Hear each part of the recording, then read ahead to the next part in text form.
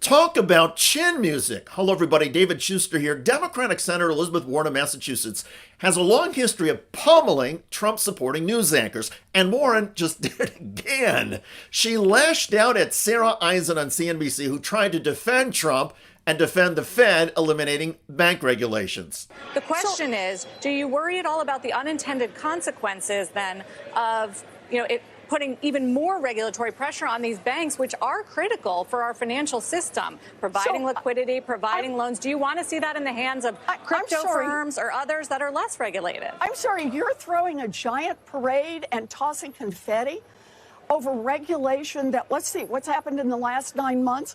Wells Fargo has been tagged for money laundering. It's been tagged for being engaged in consumer fraud, and it's been tagged for cheating its investors. Man, I don't know about you, but that doesn't sound like to me really tough oversight. The confrontation centered over this news. As the headline said in the New York Times, Fed removes shackle imposed on Wells Fargo after a series of scandals. For 7 years, the bank was forbidden to grow as punishment for misconduct, including creating fraudulent bank accounts and mistakenly seizing homes. And they set up their whole business operation around cheating their own customers and cheating their investors, and they got caught. CNBC host Eisen asked Warren why she is not grateful for the 7 years of Wells Fargo punishment. Why not just take the win? I mean, this was a harsh punishment. They've caught Wells Fargo breaking the law over and over and over. And now everybody wants to celebrate that that's all behind us, and it'll be just fine to turn down the regulations on Wells Fargo. I just got to say, that makes no sense. Warren pointed out, as Eisen and any other news anchor could have Googled, that over the past 6 months, regulators have caught Wells Fargo Bank repeatedly breaking the law again. In January of 2025, the Securities and Exchange Commission tagged Wells Fargo for scamming their own investors. The month before, the Consumer Financial Protection Bureau tagged the bank for an $800 million scam involving Zelle customers. Last September, the Office of the Comptroller tagged Wells Fargo for money laundering. And more recently, there was this. Just weeks ago, former and current Wells Fargo employees actually put out a report that said Wells is engaging in the same behavior that they were engaging in 7 years ago that started this whole cascade of law breaking, and that Wells Fargo hasn't really changed. I'd like to see Wells go just 1 year without a serious violation of the law before the Fed says, okay, we're good now. And some of us would like to see Sarah Eisen go even a few days on CNBC without shilling for corporate oligarchs. Eisen also has a habit of reflexively embracing all things Donald Trump. A few weeks ago, Eisen defended Trump taking away Harvard University research grants, but Eisen got shredded. And once again, it was thanks to Elizabeth Warren. You know what? Instead of just mouthing off about what you think is happening, actually present some evidence. And let's look at the evidence. Let's let the other side come in and question that evidence. But you don't just get to lip off and say, and therefore the king gets to wave his magic wand and say, off with your head. Doesn't the government determine where federal tax dollars go? Well, and so they're allowed to decide. Do you think they have a big bushel basket of money and they just say, you, good looking, you will have money. You, not so good looking, you're going to have to go hungry for a while.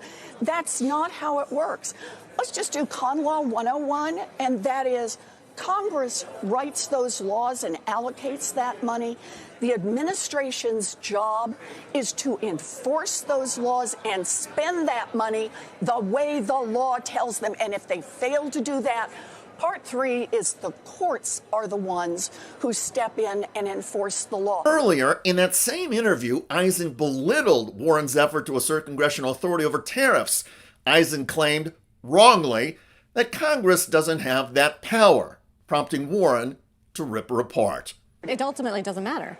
What do you mean it ultimately doesn't matter? This is the law. I'm because still it didn't kind of change his Constitution policy. 101. No, but he has the authority, ultimately. Well, no, he does not. That's the whole point. He does not have the authority if Congress does not let him keep this authority. We can take this away. And to try and take it away, Warren has been seeking a Senate vote. The Massachusetts Democrat is the ranking minority member of the Senate Banking Committee and has called Donald Trump's tariffs corrupt. Now, in the wake of the decision to give a pass to Wells Fargo, Warren is training her fire on banking regulators. She's demanding the Fed and Wells Fargo turn over 5 years' worth of bank examination documents. Remember, the oversight job in Congress is both for these giant financial institutions, but it's also oversight over our regulatory agencies, including the Fed, to make sure that the Fed is doing its job. So that's what I'm calling for right now. I think it's hard to release it to the Congress so that we can read it. Send the materials to the Banking Committee so Warren and others can read it. That is not an extreme position. It is reasonable, logical, and fair.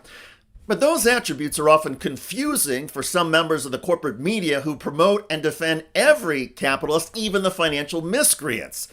Now, it may be too much to hope that Sarah Eisen and others eventually turn over a new leaf, do some homework, and go beyond their Trump talking points. Still, as long as CNBC and others keep inviting on Elizabeth Warren, at least there will be some pushback. Warren knows these financial, banking, and regulatory issues better than any lawmaker in Congress. She speaks clearly and convincingly. And the Massachusetts Democrat is not afraid to publicly hammer and correct anybody who keeps getting this stuff wrong.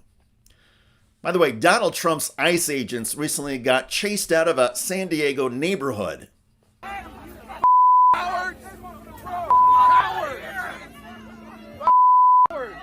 This was the scene recently in San Diego, California. Those are flashbangs fired by ICE agents to try and clear people blocking that ICE vehicle.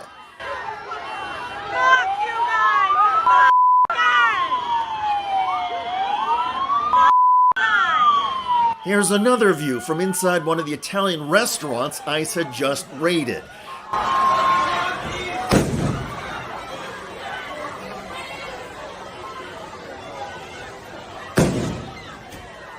The Immigration and Customs Enforcement agents wearing combat gear and pointing weapons arrested more than a dozen restaurant staff.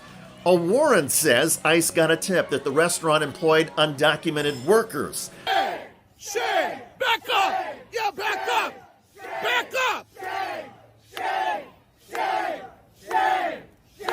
City leaders say the raids were unconstitutional with no due process for the people hauled away. Check out that video at the link below. It generated a lot of comments on YouTube. One of the most popular was from Forrest Zander, who wrote of ICE agents, "They are public servants. Their names and faces should be public knowledge." Well said. I look forward to reading your comments about Senator Elizabeth Warren blasting a right-wing financial host on live television. I'm David Shuster. Thanks for joining us.